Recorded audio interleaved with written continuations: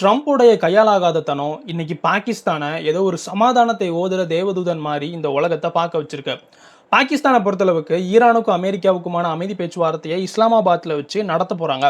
அமெரிக்காவினுடைய JD Vance, Jared Kushner, Witkoff இவங்க எல்லாருமே இஸ்லாமாபாத்தில் வந்து இறங்கியிருக்காங்க. ஈரானினுடைய பிரதிநிதிகளும் பாகிஸ்தானுக்கு வந்திருக்காங்க.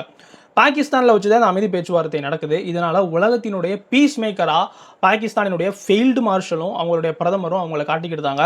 ஆனால் உண்மையாகவே பாகிஸ்தான் அப்படின்றது ஒரு ஹிப்போக்ரட்டிக் நேஷன். யாருமே கண்ட்ரோல் பண்ண முடியாத அளவுக்கான ஒரு தீவிரவாதிகள் நிறைந்த நாடாக இருக்குது அப்படின்றது அந்த நாட்டுக்குள்ளே நடக்கக்கூடிய பல விஷயங்கள் நமக்கு எடுத்துக்காட்டுது. ஆனால் அமெரிக்காவால் இந்த போரில் ஜெயிக்க முடியல. இந்த போரை தொடர்ந்தா அரபு நாடுகள் கிட்டே இருந்து நிறைய ப்ரெஷர் அமெரிக்காவுக்கு வருது. என்ன பண்ணன்னு தெரியாமல் அமெரிக்கா சொல்கிறதெல்லாம் கேட்கக்கூடிய பாகிஸ்தானை வச்சு இன்னைக்கு ஈரான் கூட பேச வைக்கிறாங்க, அதுவும் பாகிஸ்தானில் வச்சு. இந்த ஒரு விஷயத்தினால பாகிஸ்தான் உலகம் முழுக்க மிகப்பெரிய ஒரு சக்தி வாய்ந்த நாடாக மாறிடுமா? ஏன் அவங்க இந்தியா, சைனா, ரஷ்யாவெல்லாம் தேர்ந்தெடுக்காமல் பாகிஸ்தானை தேர்ந்தெடுத்து மீடியேட் பண்ணுறாங்க அப்படின்றதுக்கான காரணம், இதை எல்லாத்தையுமே நம்ம அடுத்த வீடியோவில் பார்க்கலாம்.